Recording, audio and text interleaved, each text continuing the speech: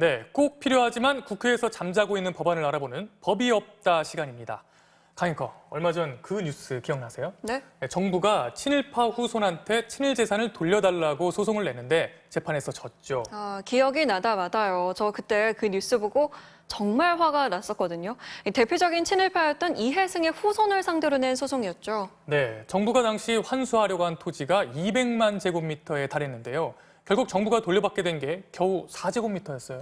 이 4제곱미터면은 옛날 기준으로 한 평, 딱 고작 한 평이잖아요. 네, 가끔 시청자분들이 뉴스 보다가 너무 화가 나서 리모컨을 던져버렸다 이런 얘기하는 경우가 있는데요. 오늘 소개할 이 뉴스 좀 위험한 것 같습니다.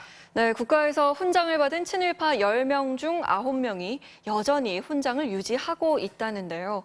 먼저 곽순규 기자의 보도를 보고 이야기 나눠보겠습니다.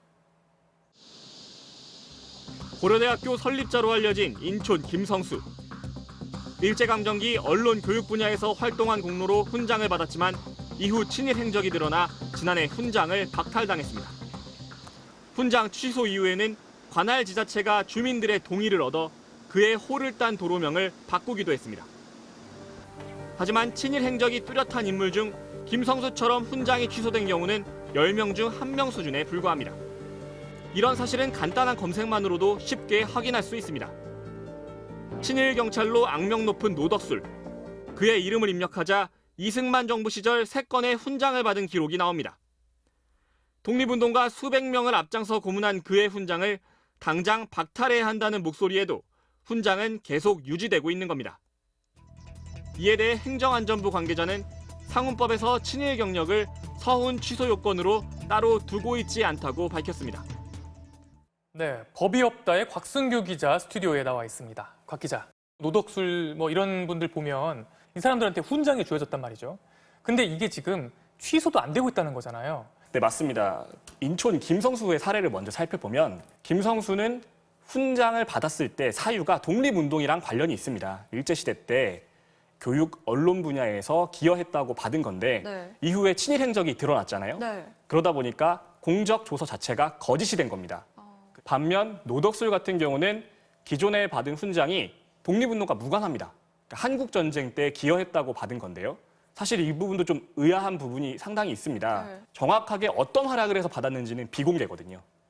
사실 이 친일행이라는 게 말 그대로 엄청난 반민족적인 네. 큰 행인데 네. 이거만으로는 죄가 되지 않는다고 보는 거죠.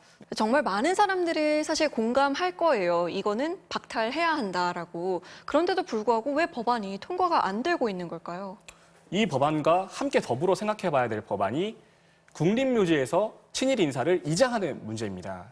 5개 정도가 국회에 발의돼 있거든요. 네. 제가 이 법안들을 친일 심판법이라고 나름 이름을 붙여봐서 파악을 해봤는데 네.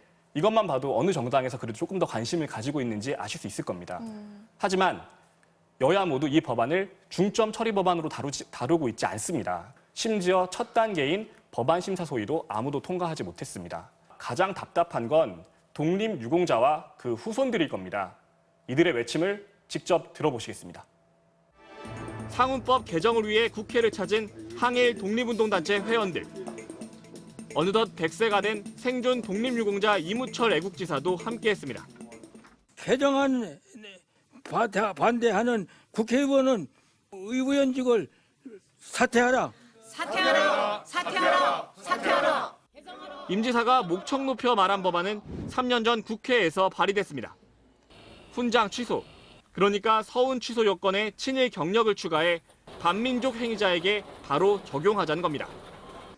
하지만 법안만 발의됐을 뿐 첫 단계인 법안 심사 소위에서조차 3년째 논의되지 않고 있습니다. 올해만 해도 국회가 몇 번 열리지를 못했잖아요. 행안위만 해도 2,000개가 밀려 있어요, 지금. 근데 그거에 밀리다 보니까. 지난해 11월 독일 검찰은 유대인 학살을 도운 혐의로 수용소 경비병 출신의 94살 남성을 기소했습니다. 73년 전 일을 추적해 끝까지 심판한 건데 처벌은커녕 훈장조차 박탈하지 못하는 우리의 현실과는 사뭇 대조적입니다. 이제 다음 선거까지 남은 시간은 249일. 그때까지 통과되지 못하면 상훈법 개정안은 또다시 사라지게 됩니다. 법이 없다 곽승규입니다.